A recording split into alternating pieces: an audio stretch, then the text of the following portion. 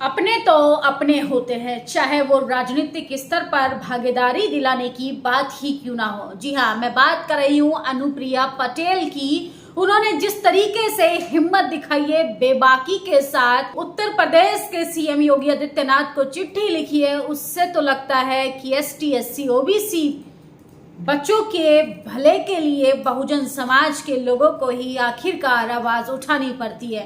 जिस तरीके से अनुप्रिया पटेल ने आरक्षण का मुद्दा हो, चाहे एनएफएस को लेके सरकार से सवाल ही क्यों ना पूछना हो, विस्तार से पूरी खबर बताएंगे। लेकिन सोचिए, एनएफएस लगाकर एसटी, एससी, ओबीसी के बच्चों को किस तरीके से लेक्चररशिप से दूर किया जा रहा है, हायर एजुकेशन में आने से रोका जा रहा है, उच्च स्तर की शिक्षा लेने से रोका जा रहा है। सोचिए किस तरीके से नीट को लेके लगातार छात्र जो हैं, देश भर के लोग जो है धरना प्रदर्शन कर रहे हैं। एनटीए जैसी एजेंसी पर गंभीर आरोप लगते हैं और ऐसे में हमारे देश के शिक्षा मंत्री हाथ खड़ा कर देते हैं। दूसरी ओर नेट के एग्जाम की भी धांधली की खबरें हमारे सामने आती हैं। और सोचिए, और अब तो हद हो गई, जब उत्तर प्रदेश में एक विश्वविद्यालय में मेडिकल की सीटों पर धांधली की जा रही है, जहां पर स्कैम कर बहुजन सीटों पर सामान्य वर्ग के छात्रों को देकर उनका चयन किया जा रहा है। सोचिए किस तरीके से बहुजन समाज के हक अधिकारों को खत्म करने की कोशिश की जा रही है। आपके बच्चों को लगातार विश्वविद्यालयों से दूर करने की कोशिश की जा रही है। एक्सपर्ट डॉक्टर ज्ञान प्रकाश यादव ने ट्वीट किया है, दिल्ली विश्वविद्यालय की एनएफएस लीला। दिल्ली विश्वविद्यालयों में ओबीसी असिस्टेंट प्रोफेसर की सीट को एनएफएस किए जाने के बाद मुंह में दही जमाने वाले ओबीसी प्रोफेसर की जुबान रखते हुए तो लगातार lady Shri Ram college for women में 2 सीटों पर किस तरीके से सामान्य वर्ग के बच्चों का चयन किया जाता है और वहां पर बहुजन समाज के बच्चों को, ओबीसी श्रेणी से आने वाले बच्चों को नॉट फाउंड सुटेबल कहकर उनको हटा दिया जाता है। दिलीप मंडल लिखते हैं, हिंदी असिस्टेंट प्रोफेसर की काबिलियत वाले 500 पीएचडी नेट ओबीसी कैंडिडेट में तो मैं Lady Shri Ram College principal के पास भेज सकता हूं। ओबीसी को नॉट फाउंड सुटेबल करने की यूजीसी इंडिया और एजुकेशन मिनिस्टर ऑफ इंडिया को जांच करानी चाहिए और दोषियों को बर्खास्त करना चाहिए। तो लगातार लोग जो है अकेडमी स्कैम के खिलाफ अपने लिए आवाज उठा रहे हैं। लक्ष्मण यादव लिखते हैं, एनएफएस यानी बहुजनों को रोकने का मेरिटधारी जातिवादियों का इजाद किया हुआ टूल। हम लगातार इसके खिलाफ आवाज उठाते रहे हैं। अब यूपी में इसे लेकर सियासी खेल होने वाला है। बीजेपी के सहयोगी पिछड़ी जाति के कुछ नेता अपने घर के झगड़े में आरक्षण को मुहरा बनाकर कुछ साध रहे हैं। तो लक्ष्मण यादव लगातार सवाल खड़ा कर रहे हैं कि तमाम लोग जो आरक्षण के बलबूते पर सदन के अंदर पहुंचे हैं, आखिरकार वो कब रिजर्वेशन पर बात करेंगे, कब वो अकेडमी में हो रही धांधली पर अपना मुंह खोलेंगे। आगे लिखते हैं, ये देखिए, एनएफएस नॉट फाउंड सुटेबल का खेल। एसजीपीजीआई लखनऊ में न्यूरोलॉजी डिपार्टमेंट में प्रोफेसर की 2 सीट थी, एक सीट यूआर और एक सीट ओबीसी की। इस पर ओबीसी सीट के लिए डॉक्टर सर्वेश वर्मा जी अकेले उम्मीदवार थे। पहले ही अटेम्प्ट में एमबीबीएस और उसके उपरांत एमडी मेडिसिन में क्वालिफाई हो चुके डीएम न्यूरोलॉजी के लिए उन्होंने अपने रैंक के अनुसार काउंसलिंग के बाद एसजीपीजीआई में पहली सीट आवंटित की हुई। यहाँ देखें, योग्य बात है कि डीएम एग्जाम में कोई रिजर्वेशन लागू नहीं होता है। ऐसे टैलेंटेड डॉक्टर को नॉट फाउंड सुटेबल करके बाहर कर दिया जाता है। ऐसे क्यों होता है कि बड़े संस्थानों में अक्सर ओबीसी की सीटें नॉट फाउंड सुटेबल करके खाली छोड़ दी जाती हैं? क्या ओबीसी होना ही डॉक्टर सर्वेश वर्मा का गुनाह है?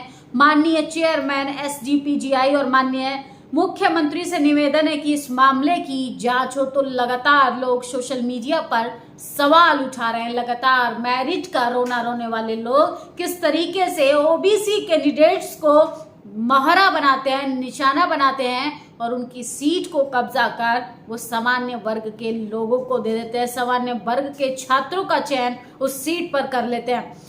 लालजी वर्मा लिखते हैं, एनएफएस नॉट फाउंड सुटेबल क्या एक ऐसा हथियार जिसके माध्यम से हायर एजुकेशन के संस्थानों में आरक्षण की मूल भावना का गला घोंचा जा रहा है। ये पिछड़े और दलितों को बड़े संस्थानों में आने से रोकने का ब्रह्मास्त्र है, जिसके माध्यम से ओबीसी और एससी की सीटों को एनएफएस कर दिया जाता है। आपको जानकर हैरानी होगी कि यदि ओबीसी एससी के लिए आरक्षित सीटों को बार बार एनएफएस कर दिया जाता है तो वे सीट जर्नल में बदल जाती है। इसलिए बड़े संस्थानों में बार बार ओबीसी एससी सीटों को एनएफएस कर दिया जाता है ताकि पिछड़े दलितों को यहाँ आने से रोका जाए। एनएफएस पूरी तरह बंद होना चाहिए। महिला मंत्री अनुप्रिया पटेल ने योगी आदित्यनाथ को इसी के रिगार्डिंग पत्र लिखा है और उन्होंने योगी आदित्यनाथ से जवाब मांगा है। इसके साथ साथ अनुप्रिया पटेल ने सीएम योगी को पत्र लिखा। उन्होंने पत्र में लिखा, इसी क्रम में अवगत कराना है कि पिछड़े वर्ग और अनुसूचित जाति जनजाति के अभ्यर्थी लगातार जिस तरीके से एनएफएस किए जा रहे हैं इसकी गंभीर जांच होनी चाहिए।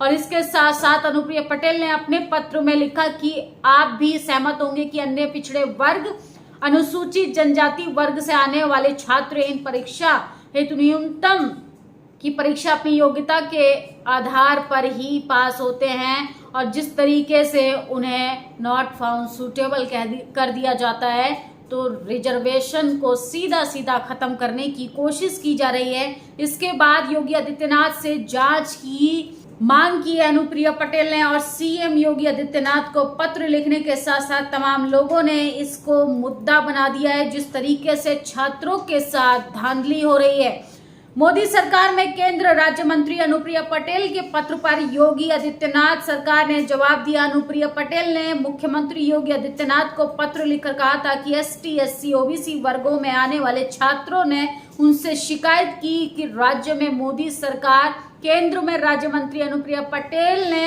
एनएफएस को बड़ा मुद्दा बनाकर सरकार से सवाल किया है कि आप इसकी जांच कीजिए। जो बच्चा परीक्षा में अच्छे नंबर लाता है आखिर वो इंटरव्यू में कैसे फेल होता है और ओबीसी सीटों पर ही एनएफएस क्यों लगा दिया जाता है। क्या बहुजन समाज के बच्चों को सचमुच टारगेट किया जा रहा है? क्या बहुजन समाज के बच्चों को हायर एजुकेशन में आने से रोका जा रहा है? क्या बहुजन समाज के बच्चों को ये जातिवादी मनुवादी लोग नहीं चाहते कि ये कल को कॉलेज यूनिवर्सिटी में आकर वीसी लेक्चरर असिस्टेंट प्रोफेसर जैसे पदों पर नियुक्त हो? क्योंकि सरकार में बैठे लोग मनु मानसिकता के हैं। ये नहीं चाहते हैं कि बहुसंख्यक समाज के लोग बहुजन समाज की बहुसंख्यक आबादी कॉलेज यूनिवर्सिटी के दरवाजे पर आके शिक्षा प्राप्त करे और जागरूक हो। अगर जिस दिन जनता जागरूक हो गई उस दिन हक अधिकारों की बात करने लगेगी। इसीलिए बहुजन समाज के बच्चों को एनएफएस कर कॉलेज यूनिवर्सिटी से दूर कर दिया जाता है। इस खबर पर आप लोग अपनी प्रतिक्रिया जरूर दीजिएगा। क्या वाकई में बहुजन समाज के बच्चों को उच्च स्तरीय शिक्षा से दूर करने का कि इन मनुवादियों की जातिवादियों की कोई चाल तो नहीं? शुक्रिया। नेशनल दस्तक की आपसे गुजारिश है कि अगर इसको बचाना चाहते हैं तो नेशनल दस्तक को सब्सक्राइब करने के लिए रेड कलर के सब्सक्राइब बटन को दबाएं, फिर बेल आइकन की घंटी दबाएं। नेशनल दस्तक को बचाने के लिए बहुत जरूरी है कि हर खबर को शेयर करें, लाइक करें, कमेंट जरूर करें।